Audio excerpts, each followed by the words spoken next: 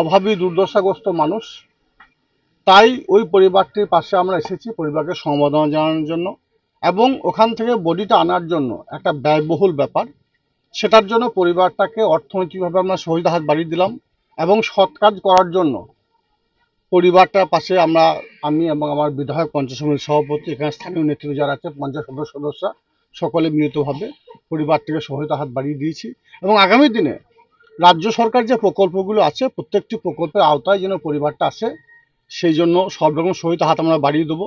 সঙ্গে সঙ্গে আমাদের পঞ্চায়েত সমিতির সভাপতি সাহেব উনিও চেষ্টা করছেন। উনি আমাদের রাজ্য সরকারের পরিযায়ী শ্রমিক উন্নয়ন বোর্ডের যে 2 লক্ষ টাকা করে দেওয়া হয় এবং বইটা আনার জন্য যে 25,000 টাকা করে দেওয়া হয় সেটাও যেন পাই সেই ব্যবস্থাও উনি করছেন।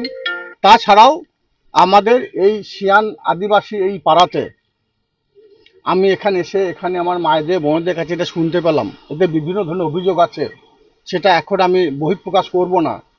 সেই অভিযোগগুলো মায়েদের বোনদেরকে বলেছি লিখিত আকারে দেওয়ার জন্য। লিখিত আকারে দিলে প্রশাসনিকভাবে সব রকম ব্যবস্থা নেওয়া হবে।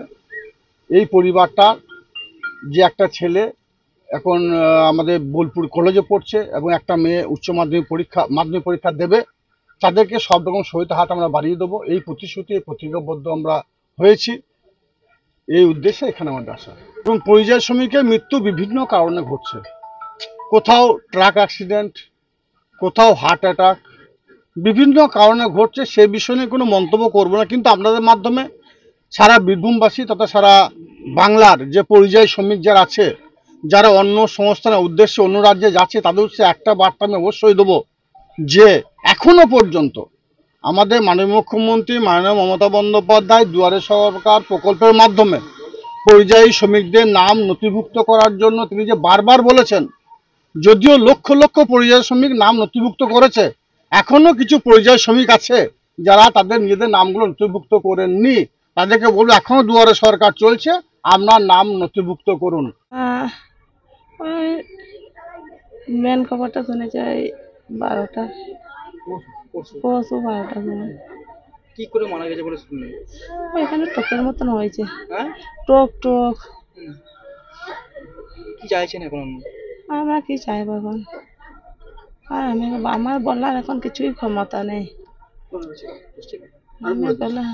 আমার বলার কিছু ক্ষমতা নেই। আর সমস্ত ও বাইরে কাজ করতো 15 বছর ধরে, ঠিক আছে, তো বাড়ি আসতো, এই বসে গিয়েছে।